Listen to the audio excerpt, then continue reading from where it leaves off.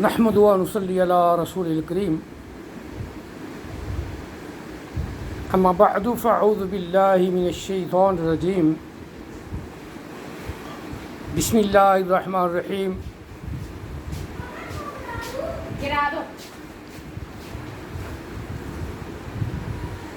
ما کان محمد ابا احد من رجالکم ولکن رسول اللہ و خاتم النبیین وکان اللہ بکل شیء علیما ان اللہ و ملائکتہ یصلون علی النبی یا ایھا الذین آمنوا صلوا علیہ وسلموا تسلیما اللہم صل علی محمد وعلی آل محمد کما صلیت علی ابراہیم وعلی آل ابراہیم انک حمید مجید اللہم بارک علی محمد وعلی آل محمد کما بارکت علی ابراہیم وعلی آل ابراہیم انک حمید مجید الصلاۃ والسلام علیک یا سیدی یا خاتم النبیین وعلی آلک واصحابک یا سیدی یا محمد رسول اللہ صلی اللہ علیہ وآلہ وسلم۔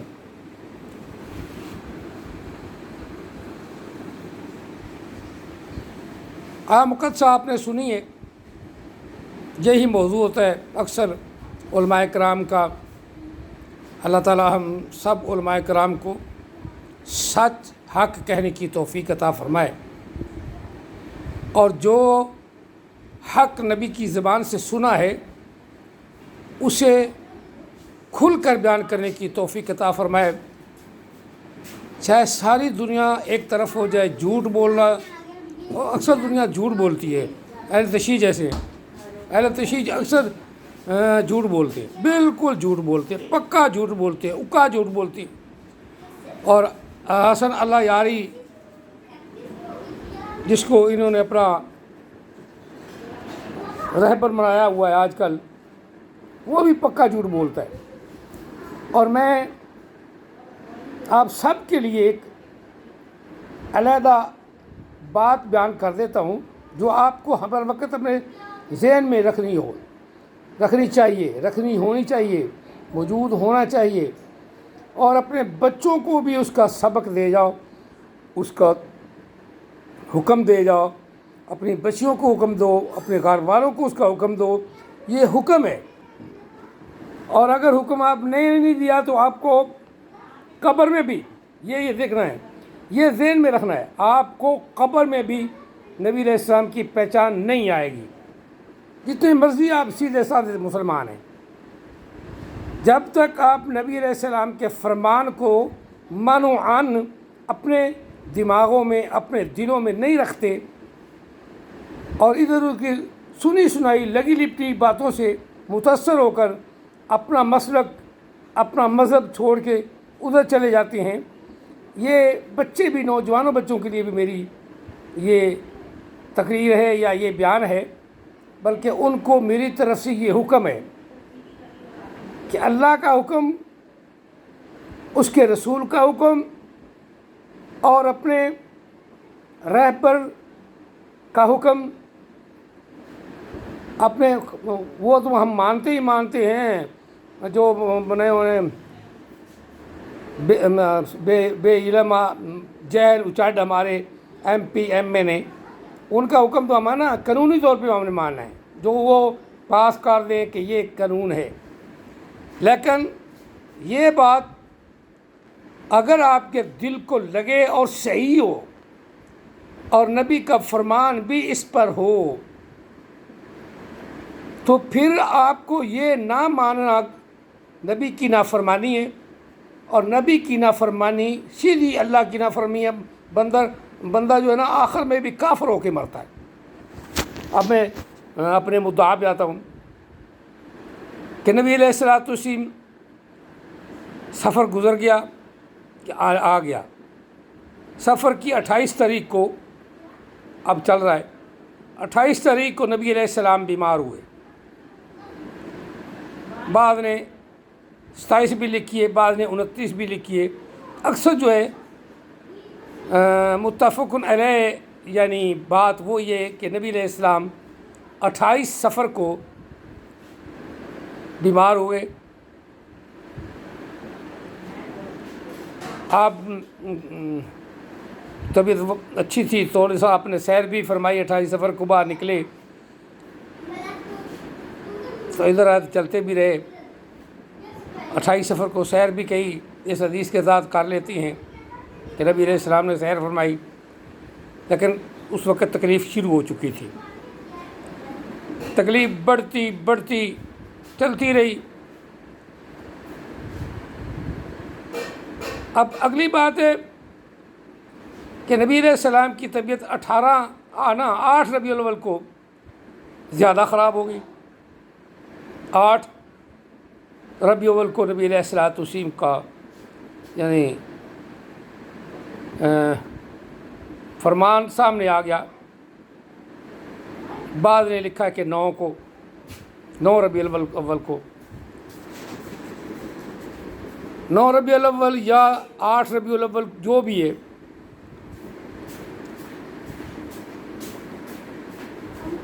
اٹھارہ نمازیں یا 17 نمازیں ابو بکر صدیق نے نبی علیہ السلام کی زندگی میں وصال سے پہلے پڑھائیں، جو میں بات کرنے والا ہوں. 18 نمازیں یا 17 نمازیں، بعض نے 15 بھی لکھی ہیں، لیکن یہ 17-18 یہ صحیح روایت ہے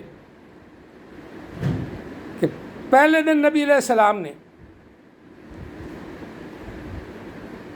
عصر کی نماز جب آقا علیہ السلام نے جس میں حکم دیا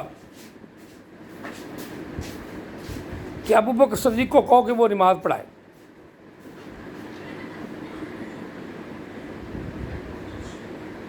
جس میں حضرت عمر فاروق کو انہوں نے کھڑا کر دیا.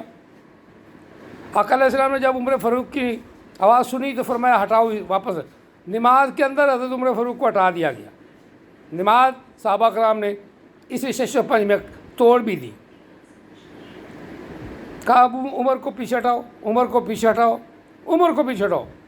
صدیق کو کہو کہ وہ نماز پڑھائے. صدیق کو کہو نماز پڑھائے. اب اگلی بات جو میں کر رہا ہوں، اسی بھی نماز میں آقا علیہ السلام کا دل چاہا کہ میں بھی جاؤں. حالانکہ آپ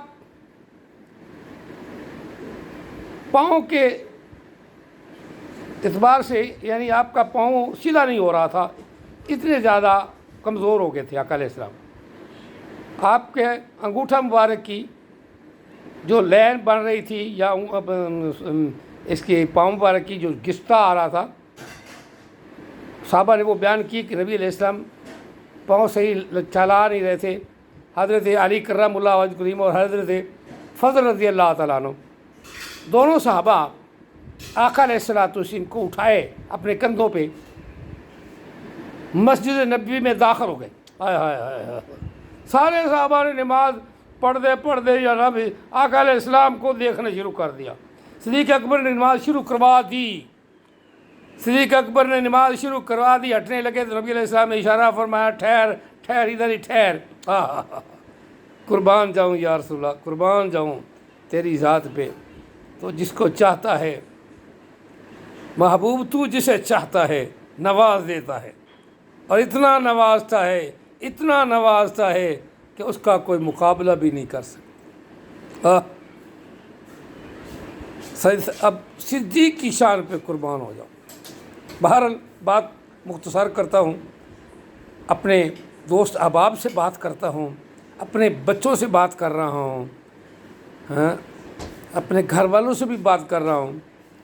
کہ نبی علیہ السلام مسجد میں نبی میں داخل ہوئے تو صحابہ کرام آقا علیہ السلام کے غلام، آقا علیہ السلام کو چاہنے والے، صدیق اکبر جیسے بڑے دلیل مدبر یا بڑے پہنچے ہوئے، نبی علیہ السلام جسے پہنچا دے وہ اس جیسا کو پہنچا ہوا ہوگا، اپنے مقصد میں، اپنی کامیابی میں، اپنے علم میں جو سب سے زیادہ معتبر، سب سے اعلیٰ تھے، ان کو مصلی پہ کھڑا کر دیا، پھر خود تشریف لے گئے، وہ پیچھے ہٹنے لگے تھے، اشارہ فرمایا ادھر ہی ٹھہر، ادھر ہی ٹھہر۔ صدیق اکبر مصلی پہ ٹھہر گئے۔ آقا علیہ الصلوۃ نماز سب کی ہو رہی ہے،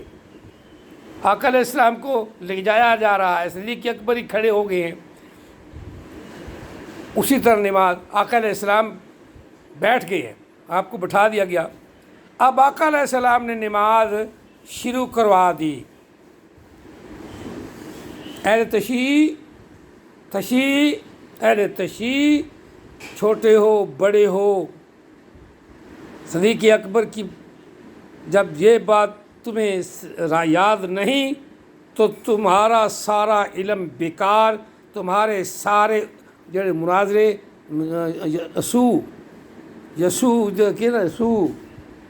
تھوڑے علماء دین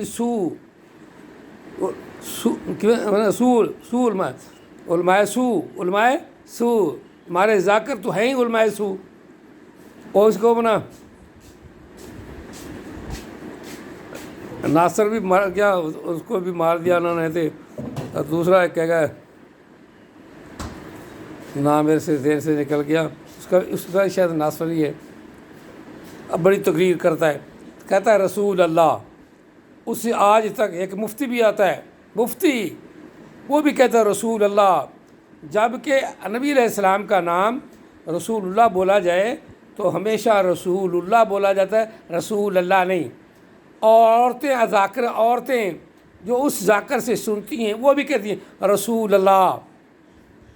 ان کو یہ نہیں پتا کہ یہاں نبی علیہ السلام خود فاعل ہیں، رسول اللہ کہتے ہیں، رسول اللہ نے یہ فرمایا، اب رسول اللہ فاعل ہیں تو یہ پڑھتے ہیں رسول اللہ۔ یہ ذاکرین، اور میرے کے عالم وہ مفتی صاحب ہیں، شاہ صاحب، مفتی شاہ صاحب، ان کو بھی پتہ نہیں ہیں، مفتی پڑھتے رسول اللہ، اور مفعول تے نہ بنا، رسول اللہ نے فرمایا، رسول اللہ فاعل ہیں، رسول اللہ نے یہ کہا، رسول اللہ اس طرح فرماتے تھے، رسول اللہ نے فرمایا کہ صدیق اکبر کو کہو کہ وہ نماز پڑھائے، رسول اللہ نے فرمایا، رسول اللہ نہیں۔ اور اللہ تعالیٰ تمہیں عقل دے، اتنا علم پڑھے ہو، مفتی بنے ہو، تمہیں پتہ ہی نہیں کہ رسول فعل ہمیشہ جو ہوتا ہے فعل وہ مرفوع ہوتا ہے۔ حضرت علی رضی اللہ تعالیٰ عنہ کا یہ قاعدہ کلیہ بیان کیا ہوا ہے، کلو فاعل مرفوع کلو مفعول منصوب۔ پتہ نہیں کہاں سے علم سیکھتے ہو، علی رضی اللہ تعالیٰ کے علم کو بھی برباد کر رکھا ہے تم لوگوں نے، نام علی کا غلطی خود اپنی، لعنت اللہ علی الکاذبین۔ رسول اللہ صلی اللہ علیہ وسلم نے فرمایا، علی رضی اللہ تعالیٰ، یہ نہیں کہ علی رضی اللہ تعالیٰ مسجد میں نہیں گئے، آقا علیہ السلام کو مسجد میں لے کے گئے، آقا علیہ السلام کو حضرت علی رضی اللہ تعالیٰ آقا علیہ السلام کو لے کر گئے۔ یہاں علی فاعل ہے، رسول اللہ چونکہ بیمار ہے وہ مفعول ہیں، حضرت علی کرام اللہ وجہ الکریم رسول اللہ کو صلی اللہ علیہ وسلم، یہاں رسول اللہ بھی بول دیں تو ٹھیک ہے، رسول اللہ کو صلی اللہ علیہ وسلم حضرت علی مسجد میں لے کر گئے، صدیق اکبر کے پیچھے نماز حضرت علی نے پڑھی، نبی علیہ الصلوۃ والتسلیم نے پڑھی، صدیق اکبر نے پڑھائی، پر آقا علیہ السلام کی اقتداء حضرت صدیق اکبر کر رہے تھے، علی جو ہیں وہ صدیق اکبر کی اقتداء میں تھے، سب آپس یہاں سارے صحابہ حضرت علی کی اقتداء میں تھے، حضرت فضل بن عباس وہ بھی حضرت علی کی اقتداء میں تھے، حضرت صدیق کی اقتداء میں تھے، حضرت علی بھی صدیق کی اقتداء میں تھے، اور نبی علیہ السلام نے خود اپنے مصلی پر جا کر صدیق اکبر کو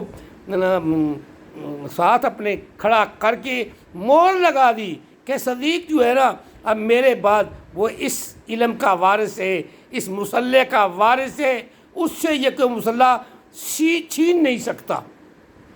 خلافت علیحدہ نہیں ہے، خلافت امامت تو مانتے ہو نا، امامت تو یہ امامت ہے، پہلی امامت صدیق اکبر کی ہے، صحابہ کرام کی امامت، نبی علیہ الصلوۃ والسلام کی اقتداء میں ہم کہتے ہیں، لیکن آقا علیہ السلام نے بھی پہلی نماز خود پڑھائی بھی یا پڑھی بھی تو صدیق اکبر کی اقتداء میں، صدیق اکبر کی اقتداء میں۔ اس طرح جب آقا علیہ الصلوۃ والسلام کو افاقہ ہوتا تو نبی علیہ السلام نے اس بیماری میں بعض روایت میں 5 نمازیں صدیق اکبر کی اقتداء میں پڑھیں، بعض میں تین نمازیں اقتدائے صدیق اکبر میں پڑھیں، اقتدائے صدیق اکبر نے پڑھی۔ نبی علیہ السلام اسے اپنا امام بنا رہے ہیں، تم کیوں کہتے ہو بھائی نہیں امام؟ شیعو تم کیوں کہتے ہو امام نہیں؟ تم تو اس کو کافر کہتے ہو، لعنت اللہ علی الکافرین، لعنت اللہ علی الکاذبین۔ کافر تم خود، کاذب بھی تم خود۔ جو صدیق اکبر کو کافر کہ وہ خود کافر۔ میری بات سب سنیں، اختلاف نہیں ہے۔ آقا علیہ الصلوۃ والسلام جس آدمی کی اقتداء میں خود نماز ادا فرمائیں اور اس کو اپنے مصلی پہ یا جا نماز پہ کھڑا کر دیں، تو پھر حضرت علی نے فرمایا کہ جب جس محفل میں صدیق اکبر موجود ہو، صدیق اکبر کی موجودگی میں کوئی بھی امامت کے لائق نہیں، تو پہلے امام حضرت علی کرم اللہ وجہ الکریم نے اپنا امام، اپنا کارواں حضرت ابوبکر صدیق، اپنا خلیفہ حضرت ابوبکر صدیق کو تسلیم کر لیا نبی علیہ الصلوۃ والسلام کے فرمان کے مطابق۔ اور میں ایک آخری بات کرتا ہوں، اگر صدیق اکبر کی امامت غلط ہوتی، مانتا تو نہیں میں اگر غلط ہوتی تو آقا علیہ السلام خواب میں بھی آ کر حضرت علی کو کہتے کہ صدیق کو کہو کہ وہ امامت سے ہٹ جائے، آپ خود امامت کروائیں، کیونکہ میرے وارث علی تم ہو، اور وراثت امامت کے ساتھ ہے، لہذا وراثت کے ساتھ امامت ہے، امامت کے ساتھ وراثت ہے، تو لہذا حضرت فاطمہ الزہرا کی وراثت کے مالک آپ، لہذا نبی علیہ السلام خواب میں فرما دیتے کہ صدیق تو نے یہ غلط کیا ہے کہ میری امامت بھی تو نے قبضہ کر لیا، خلافت میں بھی قبضہ کر لیا، اور باغ فلک پر بھی قبضہ کر لیا۔ میں نبی تجھے حکم دیتا ہوں، میں تجھے حکم دیتا ہوں کہ امامت چھوڑ کر علی کو آگے کر۔ آقا علیہ السلام خواب میں فرما دیتے۔ نور الدین زنگی کو خواب میں فرمایا 500 سال بعد، جب 500 سال بعد نبی علیہ السلام نور الدین زنگی کو کہتے ہیں کہ ادھر آ اور میرے جسد انور کو کتے لگے ہوئے ہیں، ان کو مجھ سے ہٹا۔ 500 سال بعد آقا علیہ السلام فرما دیں تو وہ تو ابھی 6 مہینے بھی نہیں گزرے، 6 مہینے بعد حضرت فاطمہ الزہرا کا وصال ہوا ہے نا، تو 6 مہینے ہی نہیں گزرے تو آقا علیہ السلام نے کوئی فرمان نہیں دیا۔ اگر باغ فلک والا مسئلہ بھی غلط ہوتا تو حضرت آقا علیہ السلام ضرور خواب میں کہتے کہ صدیق تو نے غلط کیا ہے۔ بالکل، ان کی بیٹی ہے، آقا علیہ السلام کی بیٹی ہے۔ میں درود پڑھوں تو نبی علیہ السلام فرمایا تیرا درود مجھے سن گیا، مجھے خواب میں آ کر کہیں گے تو درود پڑھتا ہے، مجھے اس طرح پڑھتا ہے ماشاءاللہ، تو پڑھا کر، میں تیرا درود خود سنتا ہوں۔ اب علماء کرام نے ایک سال ان کی باتیں یہ سامنے ہیں، وہ کہتے ہیں آقا علیہ السلام، بابا منظور رحمۃ اللہ علیہ، منظور شاہ صاحب رحمۃ اللہ علیہ، اپنا صاحب والے سرکار بانیے جامعہ فریدیہ، محتمے میں جامعہ فریدیہ، وہ فرماتے ہیں کہ نبی علیہ الصلوۃ والسلام مجھے خواب میں ملے تو میں درود پاک پڑھتا تھا، تو مجھے کہا میں نے بڑے بڑے ڈھیر دیکھے لوگوں کے درود پاک کے ڈھیر لگے ہوئے ہیں، تو ایک چھوٹی سی ڈھیری میری بھی ہے۔ تو نبی علیہ السلام نے فرمایا کہ اے منظور، تو درود پاک پڑھنا ہے۔ اس کے بعد وہ کہتے ہیں کہ میں نے درود پاک زیادہ پڑھنا شروع کر دیا. اب واللہ عالم انہوں نے بتایا تو پورا نہیں، یعنی بہت زیادہ درود پاک پڑھتے، چلتے پھرتے بیٹھتے اٹھتے. عالم دین تو تھے ہی نا، وہ تو علیحدہ بات ہے. تو آقا علیہ السلام کے نائب تھے. تو نبی علیہ السلام خواب میں آ کر بتا دیں کہ تو درود پاک کس طرح پڑھتا ہے، تو درود پاک کس طرح پڑھتا ہے. نور الدین زنگی کو بھی فرمائے، او نور الدین زنگی او اٹھ جا، تو بھی درود پاک 1000 مرتبہ رات کو پڑھ کے وہ سوتے تھے. جتنی تکلیف ہوتی، جتنا کچھ ہوتا، جب کاروبار اپنا نمٹا کے سرکاری کام نکال کے پھر نماز پڑھ، عشاء نماز پڑھ کے 1000 مرتبہ نور الدین زنگی تہجد کبھی پڑھتا تھا، کبھی مجاہد آدمی تھا، لیکن سونے سے پہلے عشاء کی نماز کے بعد 1000 مرتبہ آقا علیہ السلام کی ذات پہ درود پاک بھی پڑھتا تھا. تو رہبر بھی اللہ تعالیٰ نے بنایا، حاکم بنایا، حاکم کو قسمت نے پلٹا کھایا، قسمت اعلیٰ علیین میں پہنچی. واہ جی واہ، واہ نور الدین زنگی، تیری قسمت پہ بے قربان، تیری قسمت پہ اللہ تعالیٰ کی طرف